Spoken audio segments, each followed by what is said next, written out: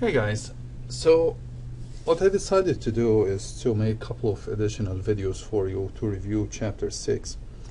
And in addition to the video that you have already online, but I will try here to be very energetic, at least a little bit more energetic than the one we have online, which makes you fall asleep every time you see it. So let's talk about two important terms here: ossification and calcification. Ossification is the making of bones. Calcification is the installment of the minerals, the calcium phosphate, or the mineralization of a tissue, right, to make it harder and with the consistency of a bone, but doesn't mean it's a bone, right? Calcification can occur in any tissue, but it doesn't mean that tissue became a bone. You can have sometimes calcified lesions in the lungs, calcified lesions even in the muscles, but that's not a bone. It just is calcified. What we're tissue or soft tissue. What we're talking about here is the ossification, is the making of bones. How is that taking place? So sometimes we refer to the process of ossification as osteogenesis, and it starts in the 8th week, so approximately in the beginning of the 3rd month of embryonic development. And you will realize that the bones will start to form. Either they start to form from a membrane, we will call that intramembranous ossification, right? Or they will start from the hyaline cartilage. Remember, all the long bones used to be cartilage at some point, and hyaline cartilage. And so it can start in a hyaline cartilage, which is the cast that is before it became bone, was just a cartilage, right? And so we will call that endochondrial ossification. So basically we have two types of ossification: intramembranous ossification, that happens in a membrane. Like what? Like the skull, the flat parts of the skull. It originally was not a cartilage, it's a membrane. And we all know that even in fetus, when they are born, then the anterior fontanelle, which is the area in the front like half of the skull, the top of the skull, has a membrane lining, and it's a soft spot in the baby's skull. We call that the anterior fontanelle. So the bone there used to be a membrane. Another example is part of the scapula and even the clavicle. The middle portion of the clavicle also used to be a membrane. So that's the intramembranous ossification. And the other type is the endochondrial ossification. We're going to start with the intramembranous ossification of the bones. So in the intramembranous ossification, we are relying on something called the mesenchyme. If you remember, this is this is the embryonic connective tissue that gives rise to all the connective tissues that you had, right? We studied that in the chapter 4 when we dealt with all the different tissue types. So the mesenchyme is going to start to differentiate, as we will see together, and gives you rise to what we call osteoblasts. And the osteoblasts, they will pour in the matrix, which we call the osteoid matter. Osteoid because it's not really a bone, but it looks like a bone. So we call that the osteoid matter, which is laid, or the matrix, is laid by the osteoblasts, and then later on that will become mineralized or calcified, and by the deposition of calcium phosphate in it, now you have the bones. And there will be remodeling, the specules, the invasion of blood vessels, as we will see, and now you will have your spongy bones. So where does it happen? In the flat areas. The intramembranous ossification happens in the flat bones, like in the skull, some of the facial bones, mandible, central portion of the clavicle. That's the only long bone that we know of, because clavicle is a long bone that has part of it being ossified by intramembranous ossification, not just by endochondrial ossification. Keep that in mind as a good exception. Endochondrial ossification, we're going to talk about it later on, but it starts as a hyaline cartilage. So you need to have the template to work on. You don't start with a membrane, you start with a pre-existing template, but that template is made of hyaline cartilage. And you will see how that happens in just a short bit. So let's start first with our intramembranous ossification. So this is the mesenchyme. You see on the outside here is the mesenchyme. And part of the mesenchymal cells will start, which are the stem cells, they will start to differentiate into giving you the ossification center, which will have the osteoblasts, right? They will differentiate into osteoblasts. Remember the 4 types of bone cells we had?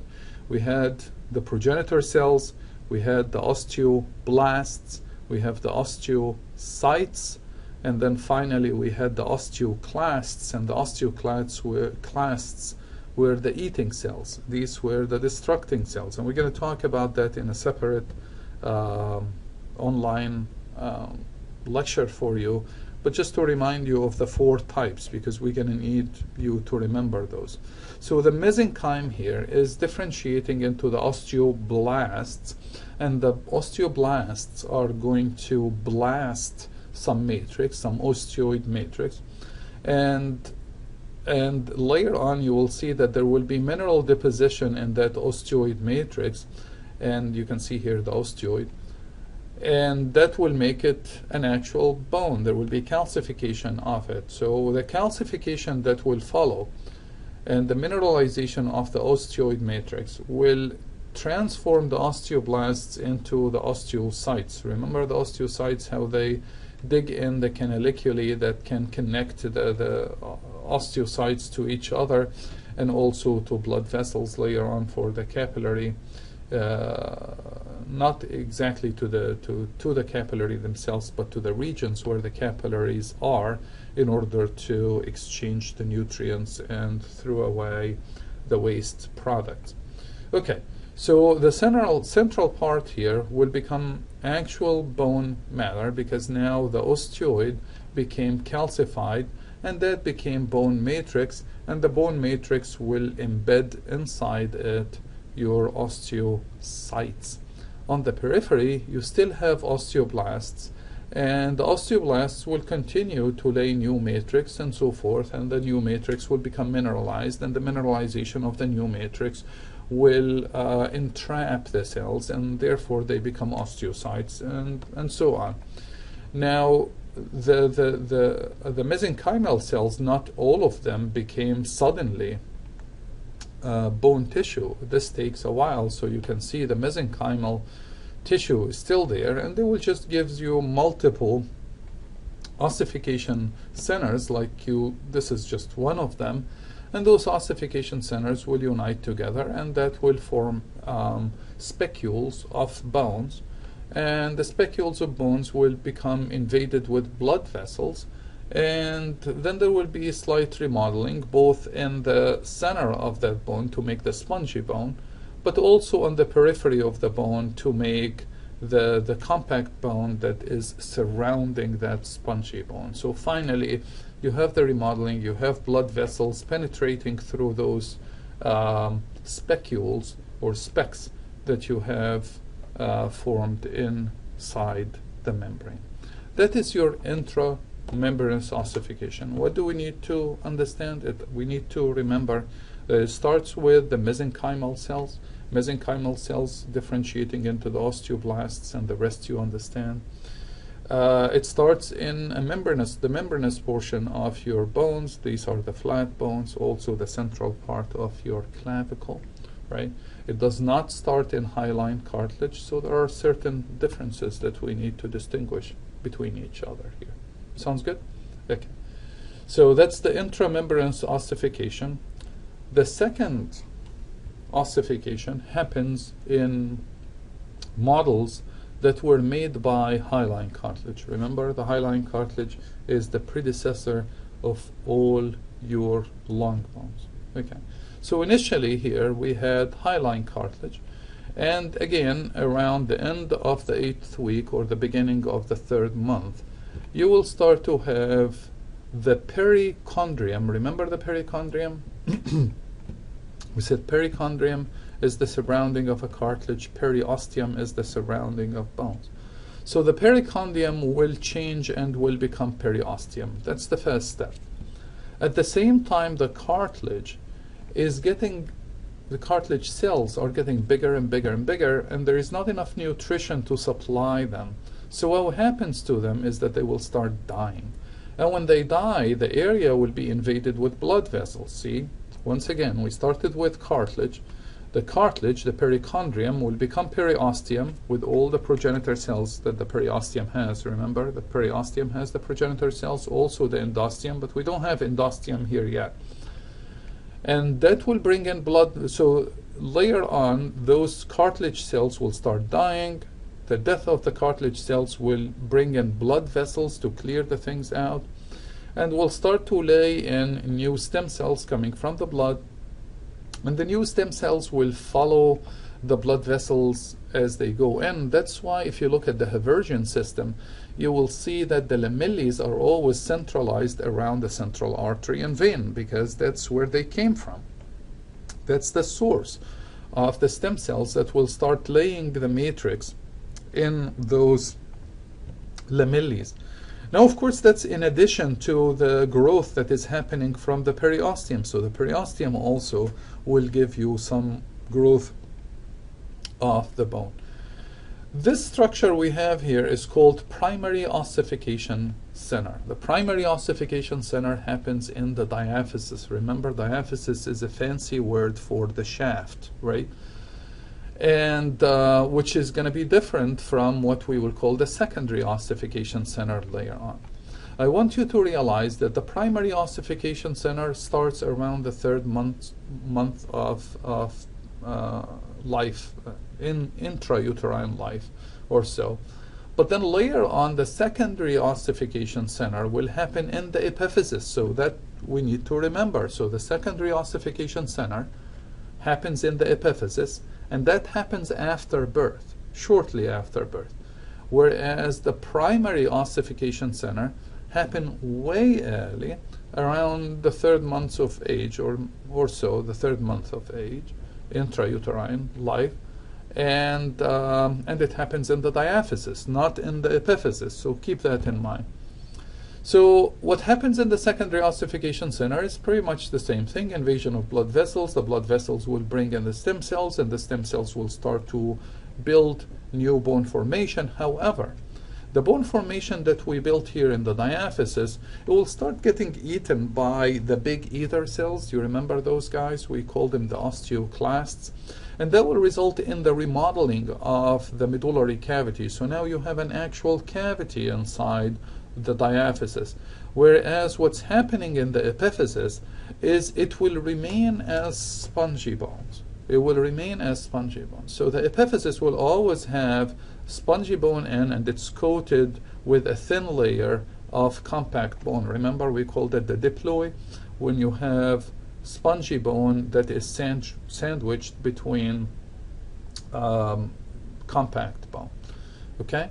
So primary ossification center happens during pregnancy, around second, third month of age, whereas the secondary ossification center happens after birth, shortly after birth, and the primary ossification center is happening in the diaphysis, the secondary ossification center happening in the epiphysis. Now that leaves us a little bit of cartilage of what used to be all of it hyaline cartilage. It leaves us with a little bit of cartilage, which is the junction between the two, between the epiphysis and the diaphysis, and that's what we call the growth plate or the epiphyseal plate. In adulthood, you will see that this epiphyseal plate will change to become bone as well. Therefore, your bone is not growing any taller. You will see in the next few slides how come the epiphyseal plate is giving rise to increasing the length of your bone. Whereas the width of your bone, the width of the bone, is going to be maintained by the periosteum and laying new layers that are coming from the progenitor cells where the periosteum is rich in. Sounds good? Okay, so these are just the steps that I described to you in the endochondrial ossification. Again, you're starting with hyaline cartilage. The hyaline cartilage will, the first step is that the perichondrium will become periosteum, and then those cartilage in the center will start to grow bigger, the cartilage cells, and will deteriorate. That will invite you blood vessels. That's the primary ossification center here, whereas the secondary ossification center will happen in the epiphysis, not in the diaphysis. Sounds good? Okay. In the diaphysis, there will be remodeling of the bone with the aid of the osteoclasts and building new bone tissue that will have the compact appearance. Remember the Haversian system, or the osteon that we talked about, where we have the lamellae that are surrounding blood vessels, and we call that the osteons, or the Haversian system. And whereas the secondary ossification center will turn to spongy bones or cancellous bones, and those will remain as spongy bones. The linkage between the epiphysis and the diaphysis will remain as the growth plate, which used to be hyaline cartilage to begin with. We're good? Okay, so these are the steps that I just described to you one by one. So I'm going to just make fast forward here through what I already talked about, and getting just to the epiphyseal plate, which is this guy, trying to understand how the epiphyseal plate works. If we look under the microscope, you will see that inside that cartilage there is a zone of resting cartilage, area of resting cartilage. And that resting cartilage contains just hyaline cartilage. You don't see the fibers. Remember, the hyaline cartilage is the one that you don't see fibers in. And then those cells will start to proliferate crazily at certain point here. I will call that the zone of proliferating cartilage. And even those cells that proliferated will get bigger. That's the zone of hypertrophic cartilage. But if you remember, we agreed that the cartilage doesn't have blood vessels. So here I am pushing lots of cells because I proliferated the cells. And I made the cells bigger. So the cells will not have enough nutrition, so they will start dying. And the death of those cells will start to invite the blood vessels to invade that area, and will start to deposit calcium phosphate, and will turn that cartilage tissue into bone, initially into spongy bones till it gets remodeled. But that's pretty much the same process we had in the primary ossification anyways. So, but this doesn't happen suddenly. That doesn't happen in few months and it's done. No, it happens over the years. So your growth plate is going to continue to stick with you from the time you're born till the time you're about 17 or 18, when the epiphyseal plate stops being a cartilage, and that will be under the influence of hormones like estrogen, and that will shut down the epiphyseal plate and will become bone. And if you remember, when it becomes bone, will have a different name, and we call that the metaphysis. The metaphysis is the bone marcation on an adult bone that used to be your epiphyseal plate. Sounds good?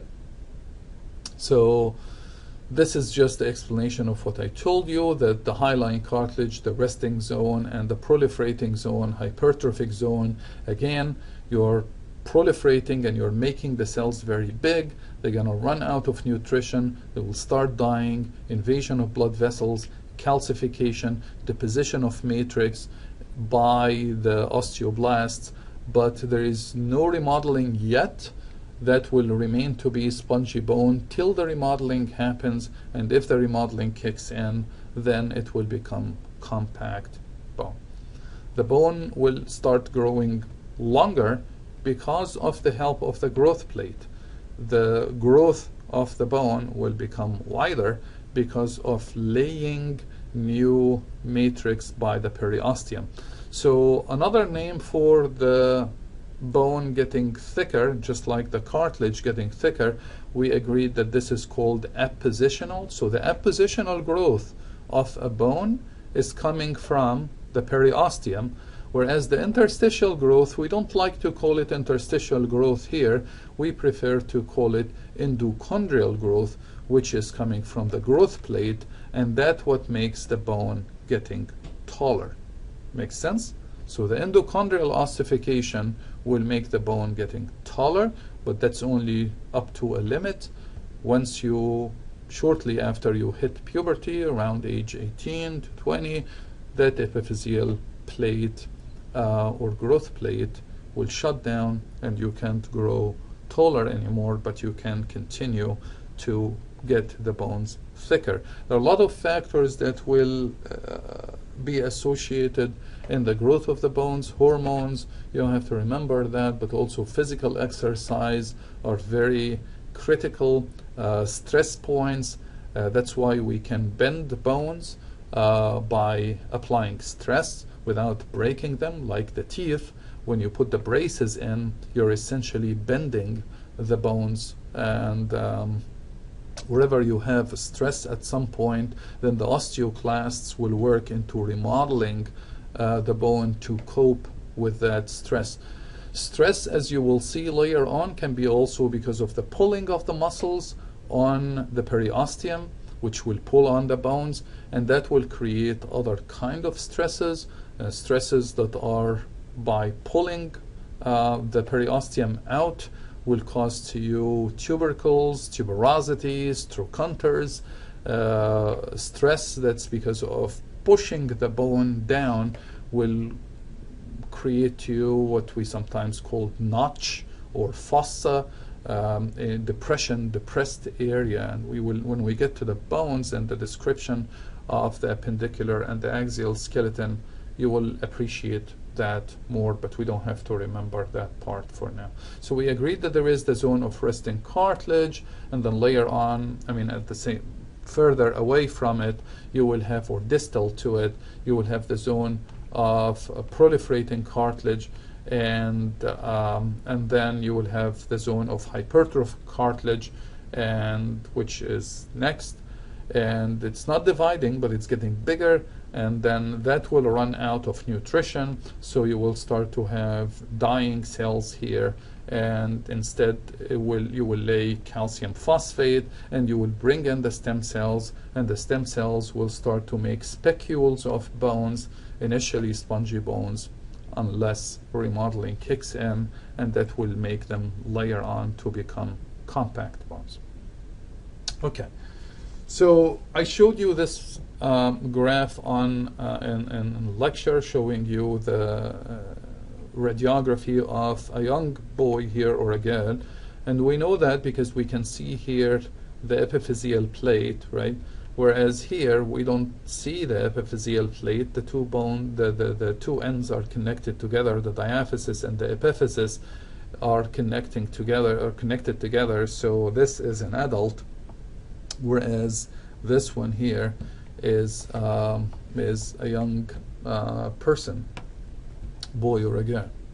Sounds good? Later on, you don't see that in an X-ray. You don't see the diaphysis and the metaphysis is in an X-ray, although you can kind of imagine it here. Here is a line that maybe is your metaphysis, or what used to be your epiphyseal plate or growth plate. Sounds good? Okay. So we agreed that bone growth has two different growth patterns. Just like the cartilage, we had appositional growth that's from the outside, and we have interstitial growth that's from within. In bones also, we have the interstitial growth, although we don't refer to it generally as interstitial growth. We like to use endochondrial growth because it is really coming from your growth plate by endochondral ossification process, whereas the appositional growth is coming from the periosteum, laying new progenitor cells, and the progenitor cells will give you rise to osteoblasts. The osteoblasts are giving you rise to bone matrix. The bone matrix is calcified, and then the osteoblasts are becoming osteocytes, and the rest you know, right? Sounds good? So this was just the process of ossification.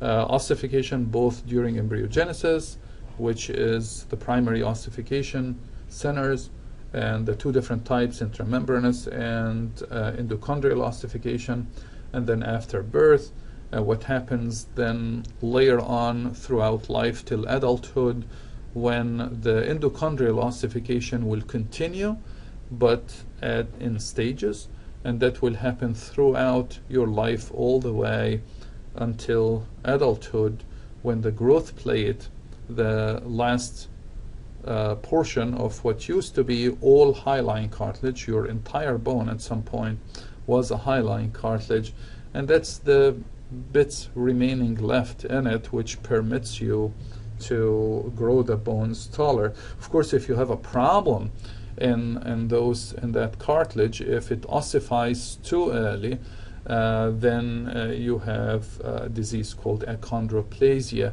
where plasia means growth, so a means not, so not cartilage growth.